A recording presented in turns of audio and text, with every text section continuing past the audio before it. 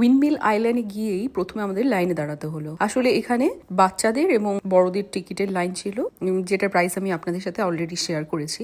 এরপরে আমরা চলে এলাম এর মুখ্য জায়গায়। এসে আগের দিন দেখিয়েছি ওনারা দাঁড়িয়েছিল, এবার ওনাদের মধ্যে একজন মেয়ে ছিল যে আমাকে এখানে নিয়ে গেল।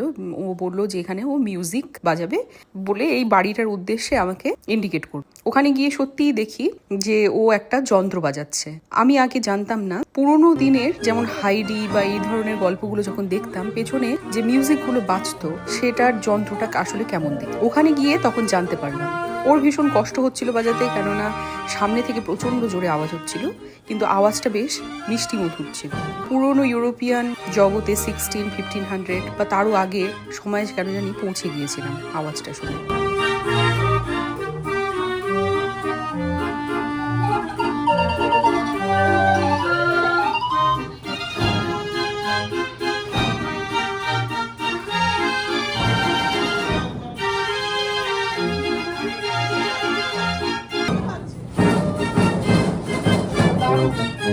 এরপরে ও দেখালো কেমন করে এটাকে ও পুরোপুরি অপারেট করে। আসলে জিনিসটা সম্পূর্ণ কাঠের তৈরি এবং পুরোনো কালে কিভাবে এটাকে বাজানো হতো সেটা ও এখানে আমাদেরকে ডেমো দিচ্ছিল। আপনাদের সাথে সেটাও শেয়ার করব।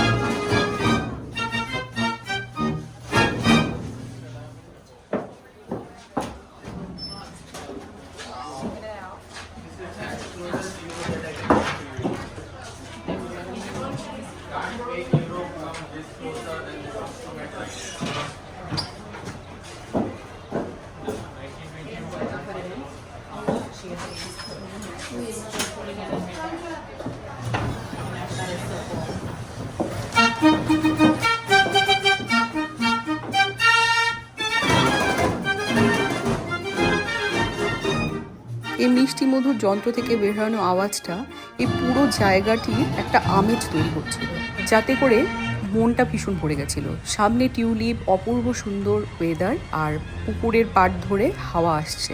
এই মুহূর্তগুলো সত্যিই ভোলার মতো না।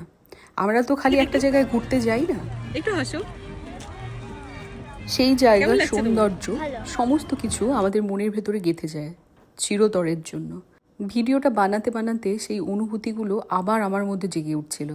আমি ঘুরতে ভীষণ ভালোবাসি, যখন ঘুরি তখন ভীষণ উপভোগ করে ঘুরি। জায়গাটি আইল্যান্ড কেন বলা হয় আমি এখন বুঝলাম। আসলে ওখানে মানে নেদারল্যান্ডসে অনেকগুলো ক্যানেল আছে, এখানে আর্টিফিশিয়ালি ক্যানেল তৈরি করা হয়েছে, আর তার মাঝখানেই রয়েছে এই ছোট্ট আইল্যান্ডটি।